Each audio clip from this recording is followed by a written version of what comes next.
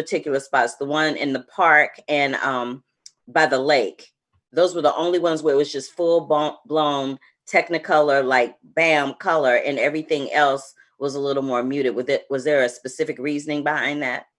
Oh yes, these are the sweet moments of her life. So by the lake, is the love scene, between she and Pierre, and then this is the moment that she's with her sister, and they're actually outside. And for once, you don't have all the lab and all the smoke and all of this, so you're outside, and you need sometimes, this moment of breathing when everything is a little bit over beautiful. So yeah, it is made on purpose.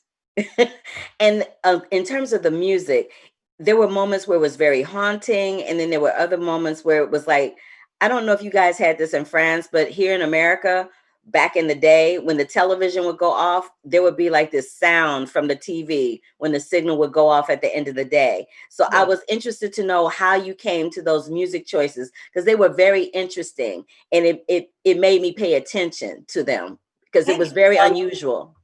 Thank you, Carla. You're the first journalist who is asking that today. So, yay! And you're the number 23. So to tell you, it has been 22. So thank you very much for asking that, because basically for this film, because as soon as it comes to period film, we want the violin and we want the classical music, etc., etc., where the story happens in the beginning of the 20th century. And it's not the Victorian time. It's a very exciting time where everything is moving, that everything that we use today, from the telephone to the gramophone to the plane to everything that we use, was actually, created at this time.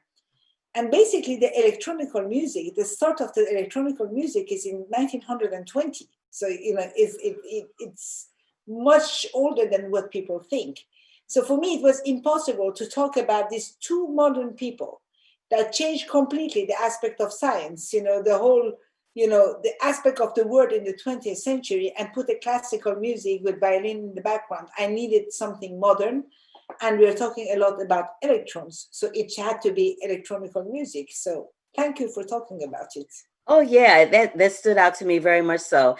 Last but not least, I feel like there's a poetry in being rejected by the medical industry and the scientific industry and law and filmmaking in terms of women. And as a new member to the AMPAS in 2016, I just wanted to know your thoughts on the strength of women, when it comes to filmmaking, and how we're often seen as an addendum and not a very viable, powerful force in that field. And that goes for me being a critic and a female as well. But I just wanted to get your thoughts as a filmmaker.